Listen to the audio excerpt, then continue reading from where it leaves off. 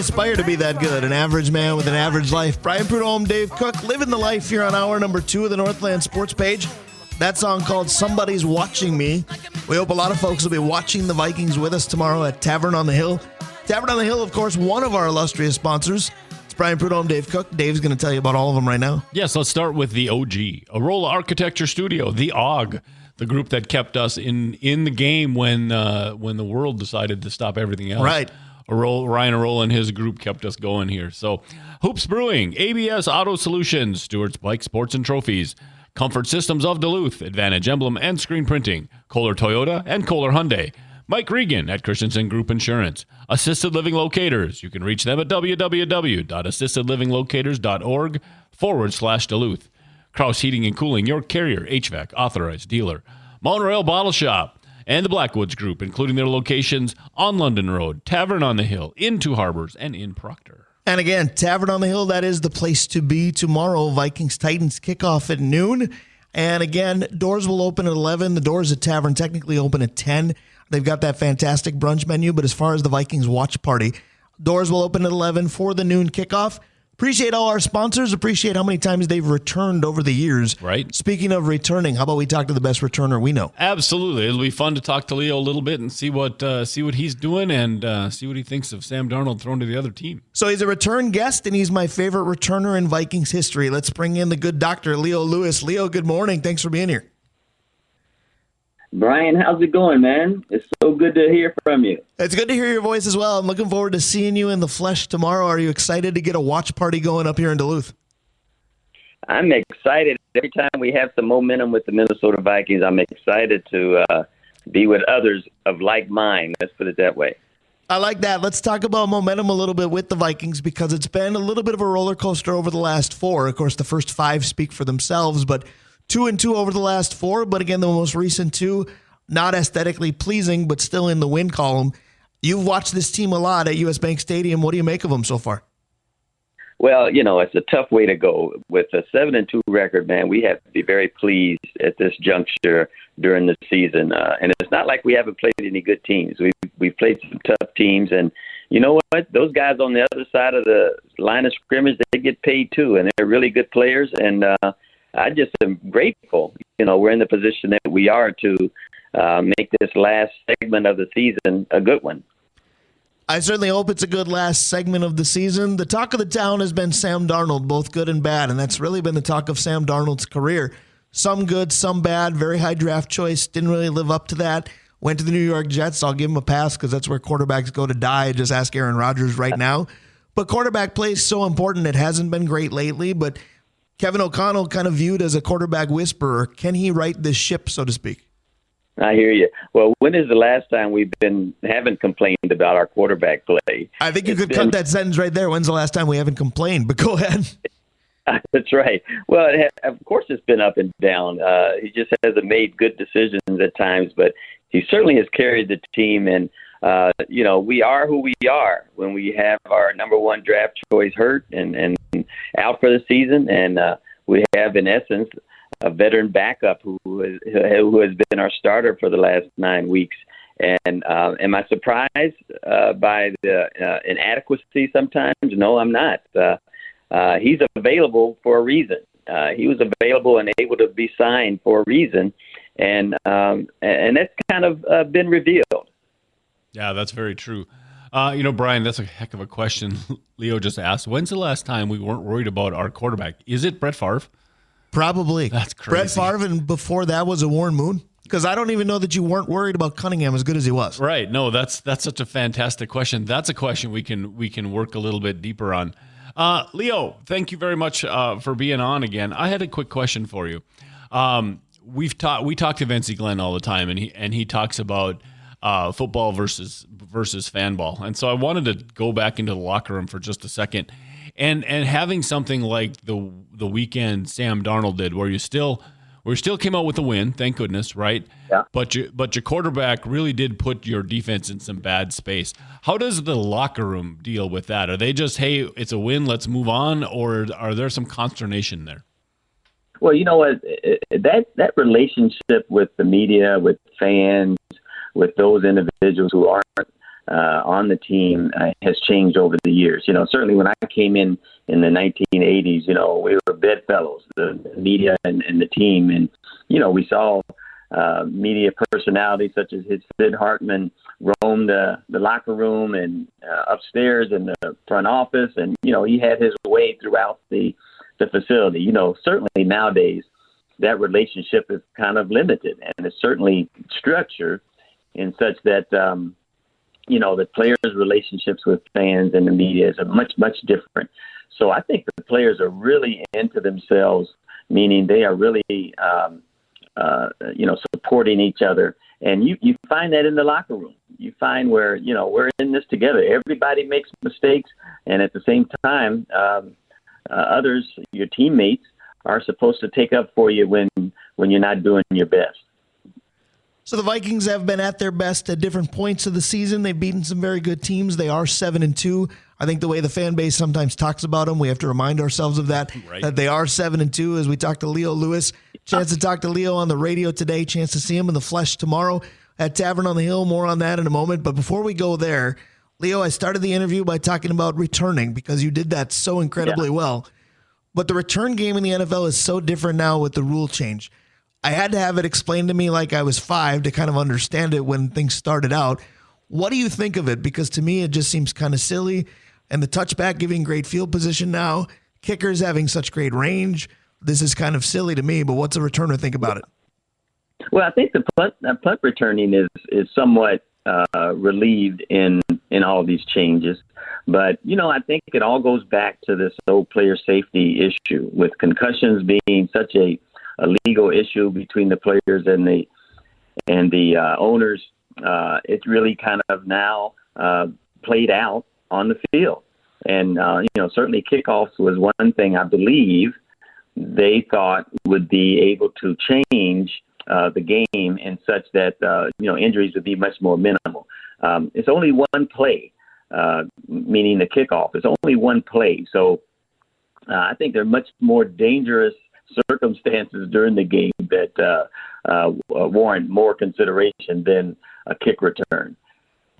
So does that mean even as somebody who succeeded in that and had a job in that you're actually in favor of this? Because to me, a good kick returner isn't as much of a weapon at all anymore. Yeah. Well, certainly he is for punt returns because Sure. You have to have somebody fair catch and, if possible, be able to return the game. Not so much so for a kickoff.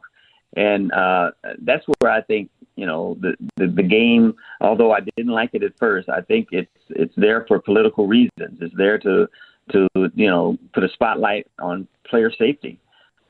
I can certainly understand that. I think the bummer for me is all the hype for the opening kickoff of a game, and then it happens, and we kind of go, okay, that was nothing. Let's just play the game. But I don't want to shortchange Leo Lewis by just talking about the returner. You were Leo Lewis, the wide receiver as well. I want to go to the other side of the kicking game because the onside kick has become virtually impossible. As somebody with great hands who may or may not have been on the hands team a time or two, do you kind of laugh at the onside kick now because it's just not really a thing? Well, I mean, it kind of looks somewhat similar than what it's always been. I think it's more of a strategy now than it has been in the past. But certainly, onside kicks are certainly a big risk because if you don't succeed, you give the opponent the ball and you give the opponent a good field position.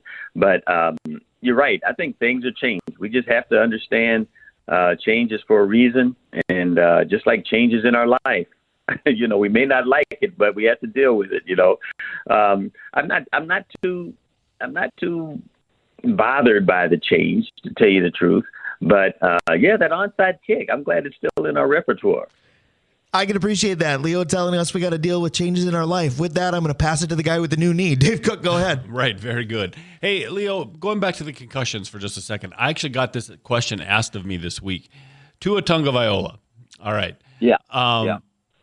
Do you think there's a time and a place for the NFL to step in and say, young man, if you can't make this decision, we're going to make it for you?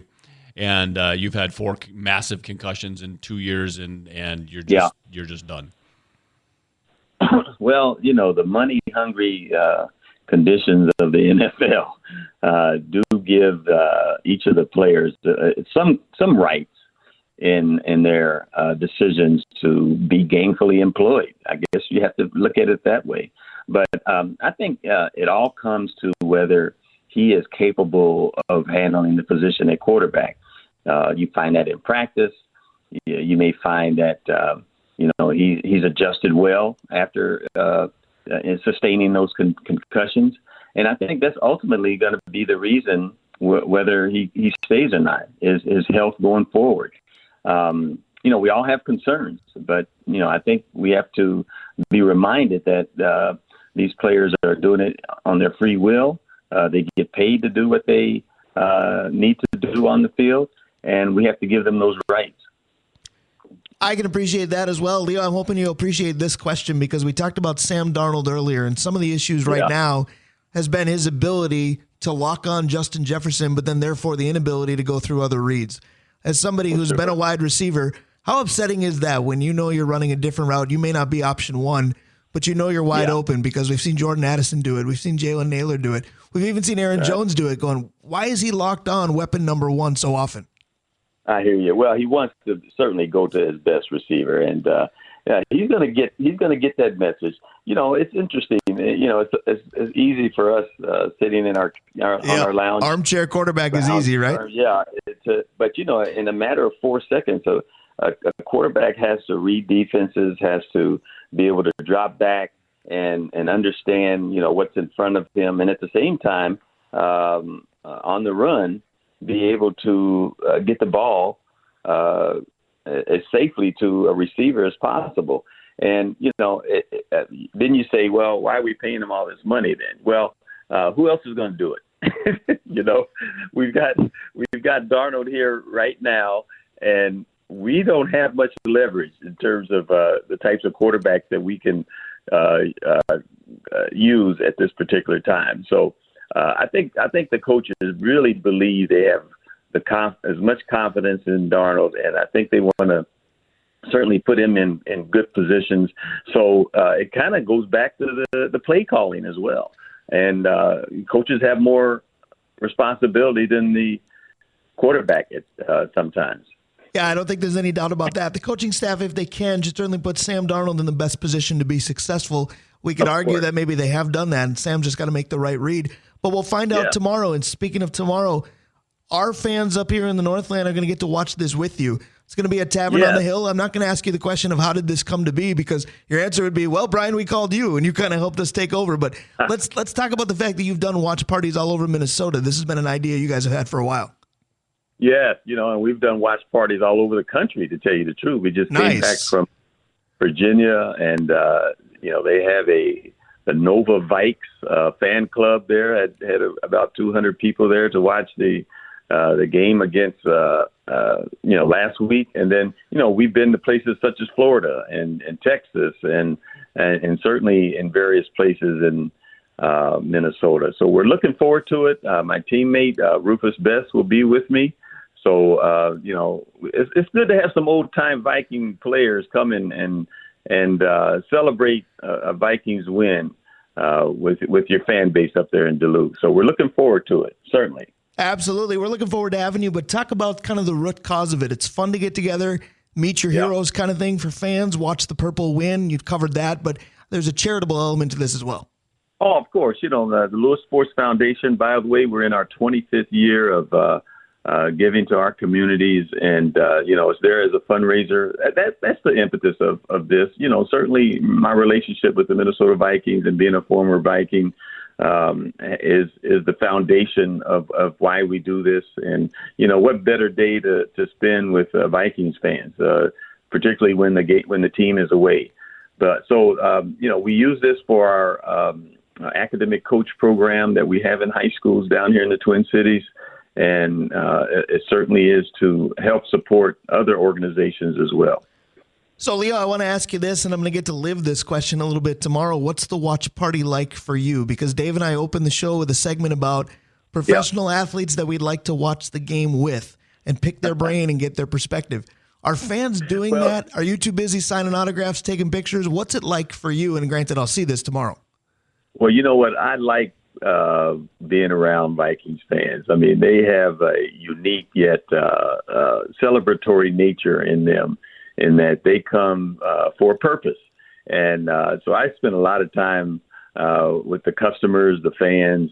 And, sometimes it's just good to take a photo and to be able to talk about my career as well as those days with Bud Grant and Jerry Burns and the 1980s Vikings, which a lot of fans have a lot of memories for still to this day. No doubt about that. I do too. I'll tell you this much, Leo, as you know, I've got a jersey of yours and it's hanging up in my closet. I took it out this morning and went, I should wear this tomorrow. I turned it over and I went, never mind. He signed this right inside the 8 in 87. I'm not wearing an autographed jersey out in public. I'm keeping that thing in pristine condition. Speaking of pristine condition, in your era, the Viking defense could probably be described that way. I think we're there again. We've talked all about offense, but are you a little bit enamored at what this defense is able to do to kind of save this team when the offense isn't going well? Well, I think oftentimes it starts with good coaching. We have a great coach, a great defensive coordinator who's helped and been assisted to create and develop this team over a couple of years. And I think that type of leadership really resonates on the field. And oftentimes you want to put the right people in the right places, and being able to staff your team with great players and put them in the right places is another expertise that these coaches have. So, Leo, let me ask you this, because you just talked about good coaching, basically a good staff, good team, essentially. Part of this Lewis Sports Foundation and these watch parties, I got to give a shout out to Stacy. Your wife makes a good team with you to put this together, does she not? Oh, of course, and she's there as the anchor because, we're all volunteer board as well. None of us get paid.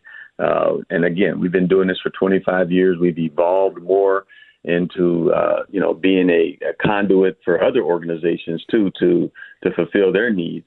But she's done well in behind the scenes, and certainly has given me some insight when I believe I know everything about what we need to do. Yeah, that's very fair to say. She taught me a thing or two as we're organizing tomorrow. Again, anybody just tuning in, we're talking to Leo Lewis. Vikings Watch Party. We've been promoting it for a solid month here on this station. Tomorrow at Tavern on the Hill. Doors open at Tavern, technically at 10 with the brunch menu, but doors open for the watch party at 11, and, of course, the kickoff at noon. Leo, you talked about your relationship with the Minnesota Vikings as an alum, and basically Dave Cook and I, as we celebrated 7 years as a show last weekend, we kind of marveled at our relationship with some Minnesota Vikings and how lucky we've been. But Venti Glenn says this, as Dave mentioned, you've said it. Talk about what the Vikings do to kind of protect their own, because it sounds like the relationship is great even all those years later. Man, I wouldn't have never thought when I finished my career in 1991 that the relationship with the Vikings as a former player would be this good. But certainly the NFL has done well in accommodating former players too, whether it's health-wise, whether it's benefits, or keeping that relationship, because not only are we former Vikings, but we're part of the Twin Cities community. And we've been very fortunate to have a relationship with the club still. And the feedback that they give us is such that, they need former Vikings to really, carry that torch, because a lot of the current Vikings don't have the time to mingle with the fans during the season. That's very fair. We appreciate you mingling with us today. Leo, I remember the first time I talked to you, I couldn't believe that I was doing it. I have to say this. I get to end this interview with words I thought I'd never say. I'll see you tomorrow. That's pretty cool for me to be able to say. All right. Skol. Absolutely. Thanks, that's Leo. the way to end it. That's Leo Lewis. He will be at Tavern on the Hill tomorrow. We'll all watch the Vikes beat the Titans together. We're right back on the Northland Sports Page. Hour number 2 continues. Stick around. I'm about to bid my heart goodbye. We know a goodbye here on the Northland Sports Page. It's Brian Prudhomme. It's Dave Cook. Glad you're with us. We'll be here until noon. This segment we like to call Buy or Sell. We want you to buy everything our good sponsors are selling. Right, Dave? Absolutely. And, I'd like to bring them up, Brian. That's something that I take great pride in. Yes, that's called the segue. I'd like you to do that, too. Absolutely. Kohler Toyota and Kohler Hyundai. Mike Regan at Christensen Group Insurance. Assisted Living Locators. You can reach them at www.assistedlivinglocators.org/Duluth. Kraus Heating and Cooling, your carrier, HVAC authorized dealer. Mountain Royal Bottle Shop. The Blackwoods Group, including their locations on London Road, Tavern on the Hill, in Two Harbors, and in Proctor. Rolla Architecture Studio. Hoops Brewing. ABS Auto Solutions. Stewart's Bike Sports and Trophies.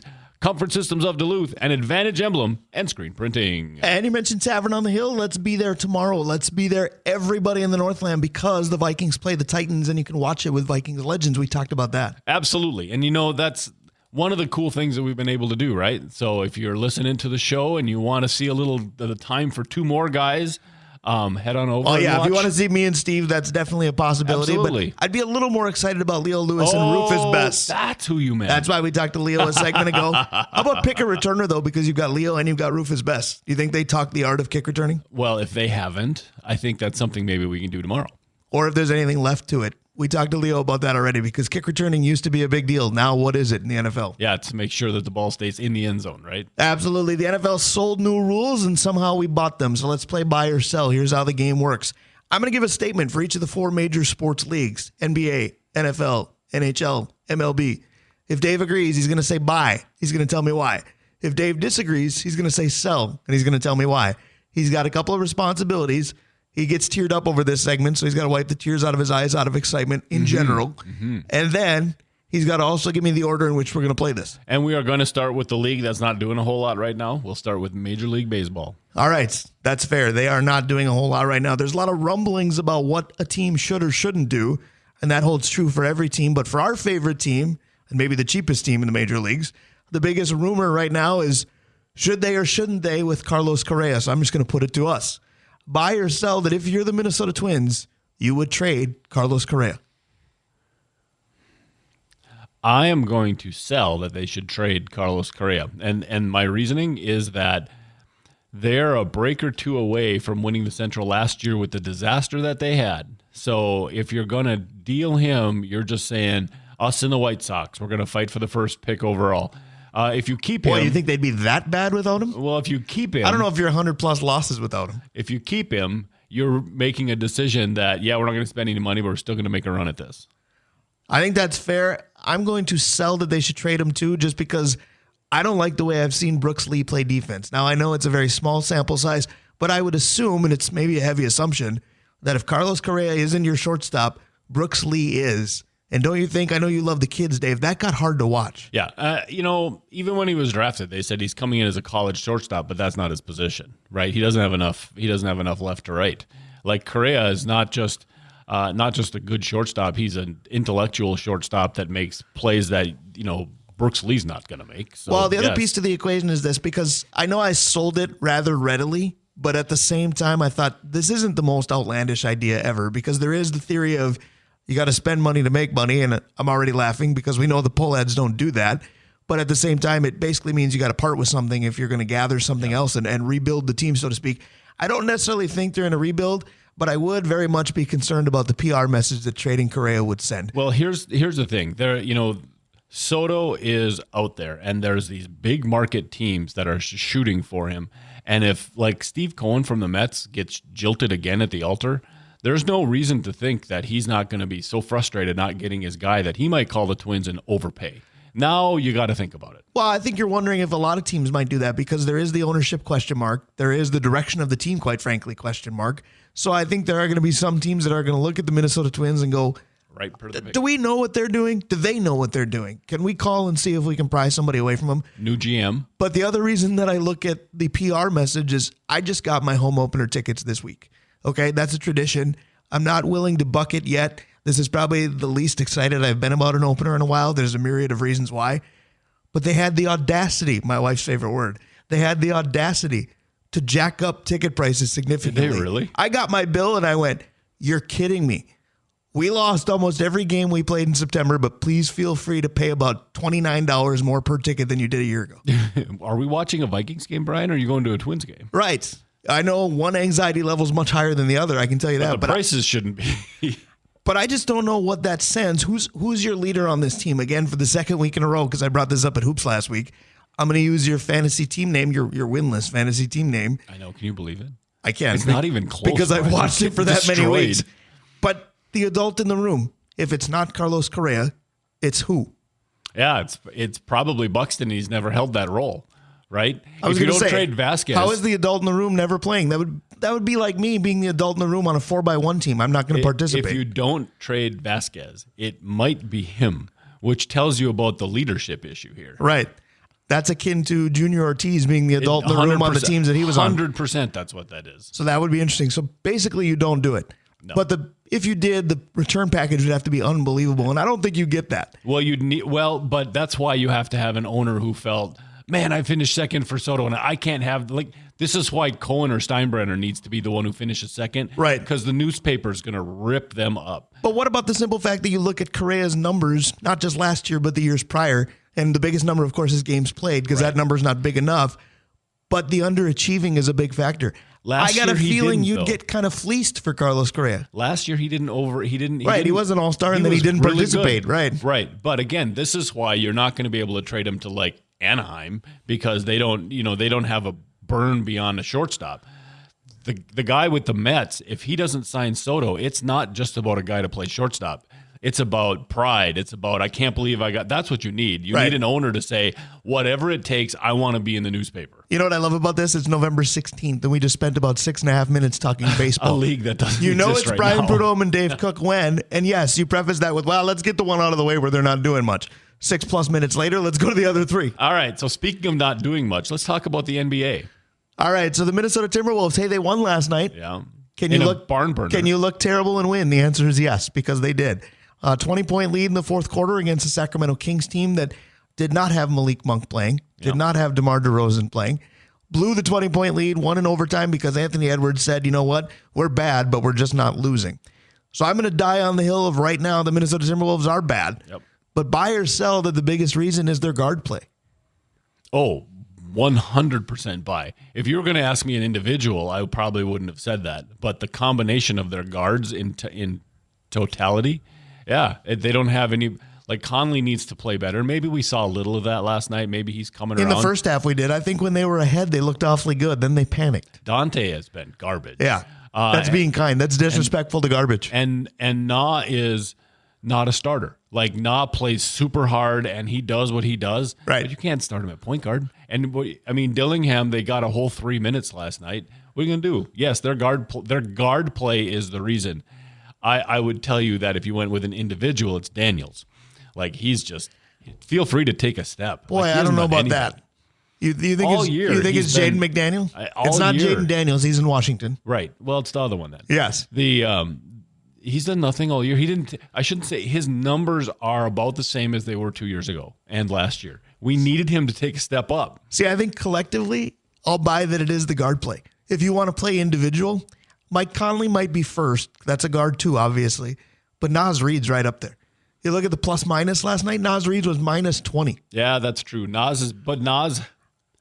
They're trying to turn Naz into Cat. It's the same argument, and they're not the same guy. I think we thought they were, they're not. Naz's numbers are the same as they were last year, but we expected more. So maybe the issue is the same. It's just we're picking the other forward. The problem is he can't defend, and all of a sudden he can't shoot with Naz Reid. I don't think we thought of him as some sort of big stalwart defensively, but I don't think we thought of him as a terrible shooter, and all of a sudden they almost all are. Yeah, we saw 22 and 6 out of him. Instead, we're getting 12 and. But I'm absolutely going to buy that the guard play is the problem, because partly I don't think we know who they are. Because Mike Conley, I don't know, Father Time is undefeated. Have you ever seen Father Time go from 0 to 60 on a guy like he has with Mike Conley? Yes, we have. That's a sad thing. Because Mike Conley's age looks to have gone from 0 to 60 in about 12 games. Well, that too. The thing is, it's Minnesota is what we're saying. You know that I like to listen to Sacramento's broadcaster. He's exceptional. Right. So I was listening to the Timberwolves game with the Sacramento feed, and they said, and so this was right before halftime. So like you said, they played really well in the first half. He said the best thing about Minnesota is their defensive play at the perimeter, because they have the shot blocker and defensive player of the year. They will stop. And then De'Aaron Fox puts up 60. I don't know if our perimeter defense was truly the story. It was, not in a positive way. So they were saying, these guys stop the ball at the 3-point line as well as any team in the league, blah, blah, blah, blah, blah. And then I wake up and Fox has gone for 60. It's like, wow, they got to stop listening to the guy from Sacramento. Right. So guard play is the problem. Their best player is a guard, technically. Ant's a shooting guard, and he's their best player far and away. Mike Conley, Father Time, is beating the pulp out of you right now. Dante DiVincenzo, I was so excited to have you here, and I think maybe in the end we still will be. But this is just awful because you're supposed to be a sharpshooter and you can't hit anything. Right now, your perimeter game looks like masonry, to be honest with you. And then the disorganization, the turnovers. This team turns the ball over a lot. Most of them are from guards. That's an issue. It really is. And until they get that settled down, they are a 500 team because Anthony Edwards is that good. Right. And like you said, without him, they should probably be 3-9. Rudy is 11-11. That's him. So you've got 11 coming out of Rudy, and he's going to block a shot or two, and you're going to get 30 from Ant, and what else? Like, that's the problem. Right. I'm also glad you brought up Nickeil Alexander-Walker. For anybody wondering, my mom hates all these, she calls them acronyms, and in this case it would be. For anybody wondering who NAW is, because I don't know what position he plays. I think you group him with the guard play, but barely, because at times he looks like a really small forward, but he's having to play a lot of guard because Mike Conley's been so bad. Well, and he is the one guy right now, because I don't think Jaden's doing this, right now who will dig in to make a stop. Right. Like, he's the guy that'll go focus, defense, you're not beating, my guy's not beating me, right? And yeah, it's up to the other four of you to try to do your part. They need him on the court, but he doesn't help their offense at all, and that's been the problem. So the other question that I have with the Timberwolves is this. Are we looking at Chris Finch handling Dillingham the same way that KOC was forced to handle Lewis Seen? Because it makes you wonder, what is he not doing in practice, or how is he not impressing that the 8th pick overall on a team who's not had good guard play can't get more than 4 or 5 minutes a night? Well, if you're Chris Finch and you think the problem is locking up in defense, like, the kid's 5'10" and right. 140 pounds. So is the problem him, or is the problem you if you're Chris Finch? Well, again, I think the problem is him with the issues right now. Like, if they were playing defense across the board and they just needed somebody to organize the offense and they're willing to play 4-on-5, then I think he's the guy right now. But their defense is the issue, and he's not going to help them defensively. All right, 2 down, 2 to go. Feel like we have to be somewhat positive, but I don't know if we can find it. If you want to go positive, I think we know which team. And that's the one we're going to go with. Let's go with the NHL. All right, so the NHL, the Minnesota Wild, we talked about the Timberwolves last week. We talked about the Timberwolves 10 seconds ago. We talked about they're too deep. Buy or sell that the Minnesota Wild are deeper than we thought? I'm going to sell that. I think that the guys they've sent down, so Ogren and stuff, so their Iowa team is okay.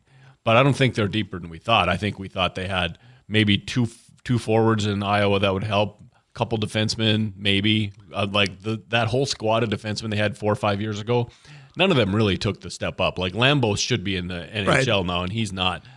They're deep as anybody at goalie. Can you look deeper when your goalie's playing well? Because Gus Bus is making a lot of players look good that maybe aren't. And if the Grinders play like they've been playing, and the Grinders have been playing pretty well, that helps a ton, right? And they can do that for a period of time.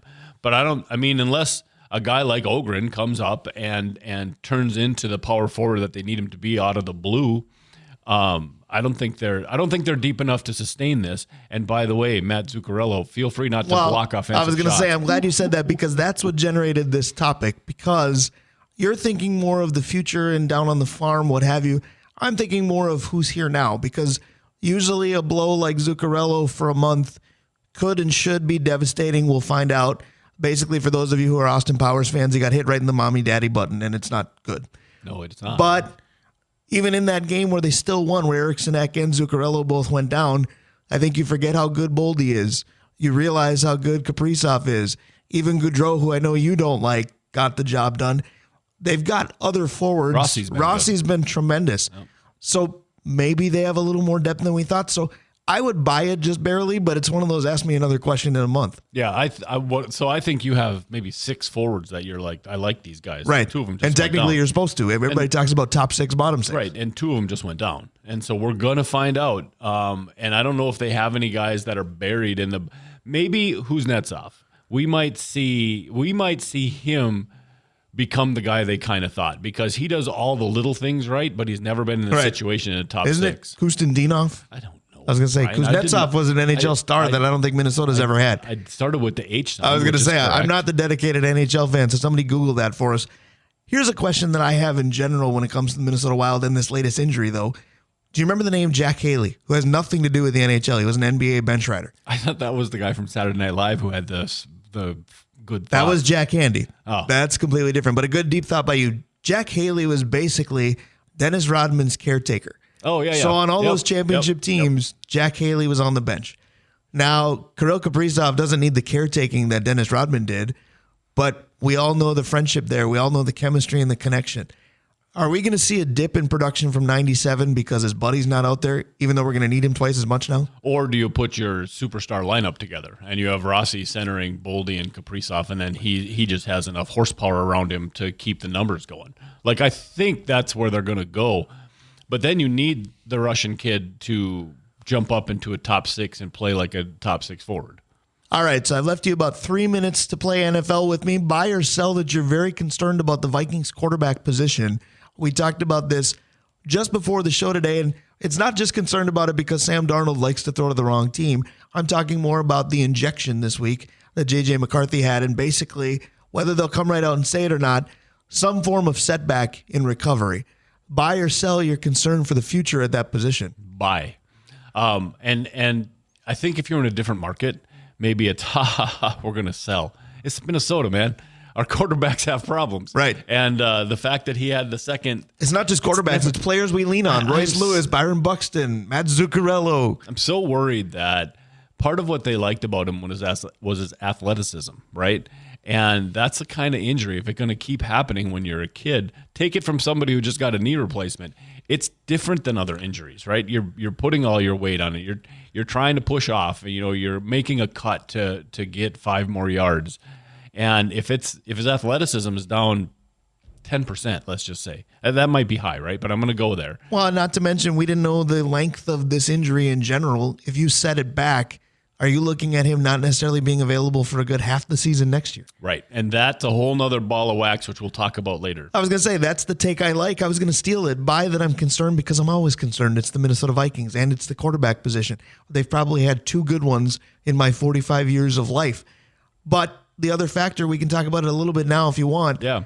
Sam Darnold has been an issue, but Sam Darnold's also been better than Sam Darnold's ever been. Yep. And the price tag of quarterbacks naturally keeps going up. So that means for everybody who is saying, well, we should re-sign Sam Darnold when this team was 5-0, we might have to think about it again, but market value is escalated, even though he hasn't played that great. You're going to be in trouble financially. Yeah, the amount of he's played and the quality, and really he has played pretty well. He is legit a $25, $30 million quarterback next year, and he's probably going to get 3 years. You're going to do that? No chance. You've got the 28 that you're paying Kirk coming off the books. And if you would have told the fan base one? you're going to give all of that to Sam Darnold, the fan base should be upset. Well, and if you say, well, we'll just do it for 1 year, and I've always pushed, hey, you can do anything for 1 year, right? Well, goodness gracious, that is a crazy cost for 1 year. With like the franchise tag, it's somewhere in the area of $50 million. What are you going to do? It absolutely is alarming. Dave's alarms are going off. We're the Northland Sports Page. We got one more segment to go. Stick around. We'll be right back. You never take advice. That's not true. I take advice all the time. Well, I usually take feedback, like that wasn't very good, or that was good, or that was okay. But I'll tell you what, hour number 2 so far to me has been pretty darn good. I love buy or sell. I love Leo Lewis probably more than I ever thought I even would. Yeah, Leo's just, we've talked about not just interviewing football players, right? We want to interview the guy. We want to get to know the person. And he is so deep. There's so much more to Leo than just returning punts, right? Well, and again, let's be honest to how lucky we've been. And this isn't humble brag. This isn't, tearing a rotator cuff to pat ourselves on the back. But I want to tell our audience what you said during the commercial break before buy or sell after Leo's interview, because I said, that was really good. That was really fun. And you said, you know what? It helps when there are friends. Yep. And we interview a lot of friends with area coaches, area teams. I don't think we ever thought in 7 years as a show 100%. that I could say, yeah, Leo Lewis, Vince Glenn, those are my friends. No, those are my heroes. Both things can be true. Yeah, no, I agree with you. And again, it makes it so much easier just to visit. And that's kind of what we've always prided ourselves on, is not putting people on a pedestal because they're there all the time. Let's get them off the pedestal and just visit with them. And Leo makes that so easy because, again, we could go in 9 different directions with Leo and he'd be able to have a great, interesting conversation. I was going to say, I'll let you know if I'm still able to do that tomorrow when I'm sitting with him, and you know how anxiety-ridden I get when the Vikings You're not are playing. talking to him at all. when the Vikings fumble and Leo goes, oh, that's okay, they'll get him on the next possession. I'll go, what do you mean? We turn it over too often. This is ridiculous. So that'll be interesting to see how those two perspectives match. But we bumped in with cold as ice because I don't want to wish fall away, and there's still state football champions to be crowned, but we're going to be cold as ice by Tuesday. Yeah. Hockey broadcast season begins on the high school level for us in just a couple of days. And let's be honest, the season's already begun on the girls' side for several teams. Oh, absolutely. The high school season's here, man. I was talking to the Marshall boys yesterday. They had their first scrimmage last night, and then, like you said, the women's teams are already going. We're going to have our first broadcast, and it's going to be a great girls game on Tuesday night. But Brian, we've been doing college hockey for the better part of 3 weeks already. I know. It's been crazy how winter has been here, even though Mother Nature didn't get the memo. P.S. I'm just fine with that. And granted, there's fall sports aplenty still going. As I mentioned state football. There's St. Scholastica football. There's UMD football. The fall's still here. But the fact that come Tuesday, our busiest time of year is going to begin is just crazy to me to think about.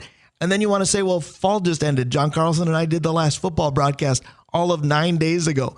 So maybe we'll ease into things. How's this for easing into it? We're going to do a girls game Tuesday in Proctor, a boys game on Thursday in Proctor, a boys game on Friday at Heritage, and 2 more. Time for 2 more, so to speak. Saturday at Heritage. We'll also do this show at Heritage next week. It's going to be just crazy. It's so much fun. You know, we've talked about this before, this exact sentence. In August, this seemed like a great idea. And this first week, it still seems like a great idea. But at some point in January, we're going to say, boy, in August, this seemed like a great idea. Yeah, it's one of those things that my wife calls me on this all the time because I think I do it too often in anything in life.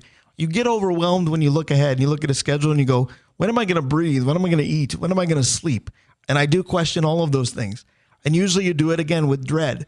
But then you get to the events that are on your schedule. And I'm glad I used the word get because then I realize I get to do this. Yes, it's awesome. 100% we get to do this. This is a gift. This isn't it's not like we're talking about the salt mines here.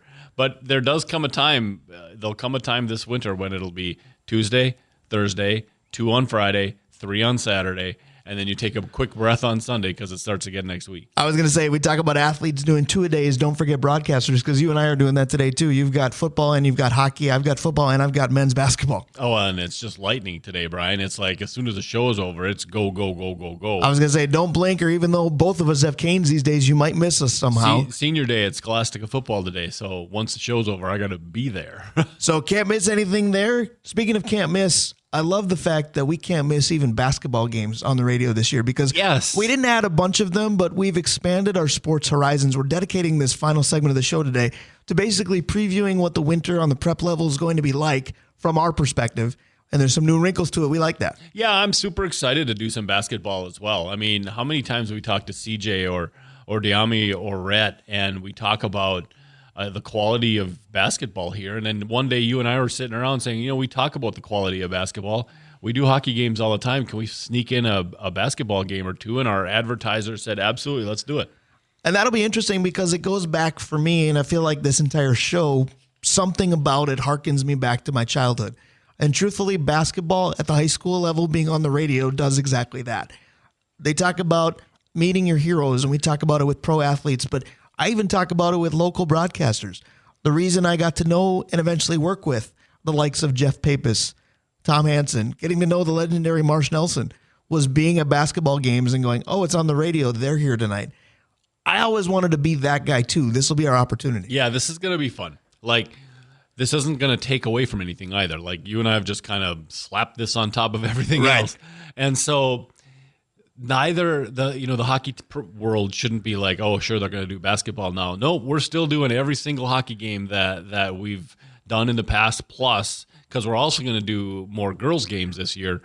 And then picking up the basketball is on top is just something you and I have wanted to do for a long time. Absolutely. We're going to have about a half dozen basketball games. Don't be surprised that as basketball teams progress successfully, if that gets added, because I look at a team like the Marshall girls with CJ Osuchiku.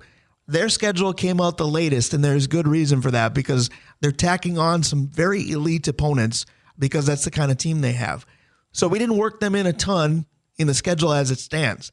Guarantee you when the postseason's going, CJ Osuchiku's team probably expects to go the furthest. Yeah, no, and that's the sort of thing that's fun. We get to the playoffs, and it's like, okay, Brian, we've got every day full. How can we add something? And we always find a spot to do that. Right, and I think I'm most excited to be able to impart some of my knowledge onto these airwaves about basketball because I'll have to be completely honest. You and John Carlson and others have taught me more about the high school hockey scene, if you will. I wasn't completely oblivious to it, but I wasn't knee-deep in the whole thing. Over the last 2 decades, knowing the high school basketball scene, that's kind of been my thing. Yeah, no, I agree. And it's going to be fun to immerse in your world, right? Because not only do you know the high school game, but you know the players. Not just the players, but the people involved, which is the fun part. Basketball is so different because we don't know for sure, depending upon the venue, if we'll be courtside from where we broadcast. There'll be many scenarios where we might be at the top of the gym. But all my time at public address as a role for basketball, you are from me to you away from the players. Yes. So you legitimately get to know the players. We do football. They have helmets on. We do hockey. They have helmets on. Sometimes you see them without, and I have to say, oh, that's so-and-so. And you go, oh, that's what they look like. Yeah, Talked about them 47 times, but that's what they look right. like. It's just different that way. Yeah, no, and I think that, again, it goes back. Our whole conversation started with the fact that Northeastern Minnesota basketball is pretty good, and they don't get there's nobody covering them. So why not? Like, let's get that done. We're going to cover every hockey game we can. We're going to cover girls hockey, and now we're putting basketball on top of it. And we're the Northland fan. And as the kind of the caretakers, I was going to say, you and I are the biggest fans of Northland sports, to be honest. We're gonna get involved and do that, and that should be a blast. Next year, we might say, man alive, that was a lot of work. We better get John Carlson fired up for basketball. Or we might say, that went really well. How about we double that? And then you and I will just stop breathing altogether. That's going to happen, Brian. I'm just saying that's going to happen. So, again, it all starts Tuesday with the Mirage. Again, I want to start with that because not only does the season start with that, but we're late to the party on this. Yes. Quite a few years ago, I did some girls hockey on this station, and we kind of departed from it because we just couldn't find enough games to do. But the teams up here have been so good, it's time that we do that. Yep, it's time to get back into it, and Tuesday night's going to be fun. Just getting back at that rink to cover that team is going to be fun. Well, that's a perfect segue because I do love that building. We love it so much. We're going to go twice this week because our first boys game will also be in Proctor. Going to involve Proctor and Greenway. Proctor is going to be interesting because they were really fun last year and much better than they had been in previous years. But John Carlson's going to have a field day on the air this season because he loves to talk about goaltenders. Just about every area team that we cover in depth, East, Denfeld, Proctor, Hermantown, Marshall, all going to be looking at brand new goalies. Yeah. All going to be looking at brand new goalies. Yep. It's going to be an interesting thing because, Marshall had the youngest one and he went to Ann Arbor. That's Canaan, yeah. And so, what is Proctor going to be without AJ? I think that's just a fantastic question, and we're going to get to answer it right away. And then Duluth-Denfeld made the jump up, looked okay doing it, but Connor Doyle was such a big reason why. They're going to have a new goaltender. Dale Jago is going to be fiery. We know that. Who's he going to be fiery at? What kind of cast does he have? Well, that's such a good question because last night Scholastica played UWS and there was Cade Shea. You and I talked for years about the kind of player we thought Cade Shea was. Right. And that's the kind of guy that Dale's going to have to replace. Like, he was not just a producer, but he was like the lead guy, right? He was your leader. And when you lose leaders, that's hard. And so Dale's got to be able to bring that up. Well, and again, he's been gone for a little bit now, but the big thing is John Scott, healthy or not, Yes. because that was two different teams last year when John Scott was or wasn't available. Yep. Nope. I agree. And there are some players like that in northeastern Minnesota. John Scott's probably the best example because he's the oldest, but that Denfeld team is going to turn on the one player. And so, yeah, let's see him. And on the other side of Duluth, I do try to check my Duluth East bias at the door, and I think as a hockey play-by-play guy, I've done okay with that. Others may not agree. But one thing I do struggle with is ever putting my Steve Patosha bias away. I love the guy. No two ways about it. He posted his roster on social media last night. I'll always be excited for him. But I'm looking and I'm going, they're young. Yeah.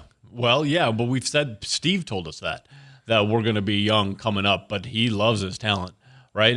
And we saw Marshall's forwards last year, and we're like, okay, these guys are getting better. Well, they're all back, right? So Marshall's forwards ought to be really good. They lost some defense, right? And so we're going to see what the back end looks like with a new goaltender and new defenseman, but they ought to be able to score on teams as well. So I think that between Hermantown and East and Denfeld and Marshall, we should be looking at some teams that we have some expectation for. It's the Proctor team. We don't really know what we're going to see. Yeah, we're going to get them first. Again, the Mirage on Tuesday, Proctor versus Greenway on Thursday. Friday will be East versus White Bear Lake, and then Saturday will be a doubleheader. Denfeld in game 1, East in game 2. John Carlson and I are just going to buckle up, and I'm going to spend the day there because you and I, again, will be doing the show at Heritage next Saturday. Yeah, and then we're going to do a little bit of college hockey after that for me. Why not? It's all in a day's work, and that's what we love about it. You talked about expectation. We have to go to Hermantown. Yeah. And truthfully, looking at the schedule this year, there are a lot more opportunities to actually go to Hermantown to do games. We did that collectively once last season, but again, it was the Hawks, thanks to the postseason, that tend to take us the furthest. You talk about teams loving their talent. Pat Andrews will again. But there were previous years where we forgot that the Hermantown goaltender was back there. Last year wasn't the case. Dane Calloway had to be good. Dane Calloway has to be gone. Graduation is undefeated. Yep. We're going to see what happens between the pipes for the Hermantown Hawks. We really are. As far as we know, Topher Davis is not available. And neither is, list your talented. Yes. Nate Buck's not coming back, right? Right. Well, he might be behind the bench. So the one guy we didn't get to see on the football field this year for Hermantown is the hockey player, right? River. We didn't get to see River on the football field. Well, and I wondered one that we did who used to play some hockey at a different school. Is Aiden Adamski going to be part of the decor for Pat Andrews? Well, he almost needs to be, right? I mean, there's your solid size. That's not directly replacing Will Esterbrooks, but it doesn't hurt you. Well, and there were times last year where Aiden looked a little disconnected, right? And so to see him focused up on a hockey rink again, it'd be fun. But I'm interested in seeing in River because, he spent the whole offseason getting ready, right? He played in the Elite League. He did all the things to amp his game up.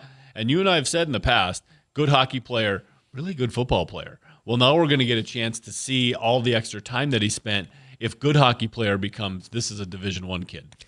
I don't think there's any question about that. The other thing there's no question about, because we mentioned the names already, Dale Jago, Pat Andrews, Steve Potosha, all these coaches, Rhett McDonald, CJ Osuchiku, this is the part of the season that I like the most. Yep. I appreciate being able to be around these guys, see the joy that they get in this, kind of live the emotions along with them. Whether or not you have the proverbial dog in the fight, again, to go back to what you said to start the segment, these are our friends. These guys definitely are. Yeah, absolutely. And you didn't even mention Sean Bartlett, and I spent like a couple of minutes. Like I said, it was their first scrimmage, right? If you haven't noticed, I leave all the Marshall stuff for you. Well, that's great. Thank you. Put it on a tee, let you swing. And just the Max Kepler would still miss. Go ahead. No, he'd pop out to left or right. The twinkle in Bartle's eyes when I was asking him about the scrimmage.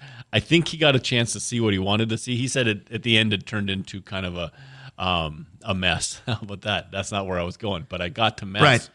Bleep show was where you were going. That's exactly what I was going into.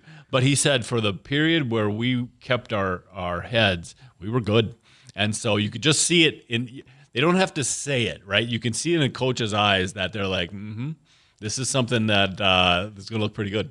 Speaking of something that's going to look pretty good, we talk about all the stars in the Northland in sports. I want to close with this in the final couple minutes because we mentioned adding girls hockey. The Northern Stars are up and coming. We're going to get them a couple times too. Very excited about that because that program just continues to grow. As I said, as a broadcast unit or option, time we grow with it. Yeah, 100%. And, we have some friends that have kids on that team, so that should be fun. But the other thing to take into account, the Storm have never really been boys and girls. It's been a difficult haul, right? But the Duluth Marshall girls team, they didn't have enough players, so they disbanded. And some of the top players in our area are now playing on the Storm. And so it'll be really interesting to see how that impacts that team as well. We will be covering the entire area for the entirety of the winter season. The schedule will be online soon. I just ran you through the first week. Tuesday, the Mirage. Thursday, Proctor Boys. Friday, East Boys.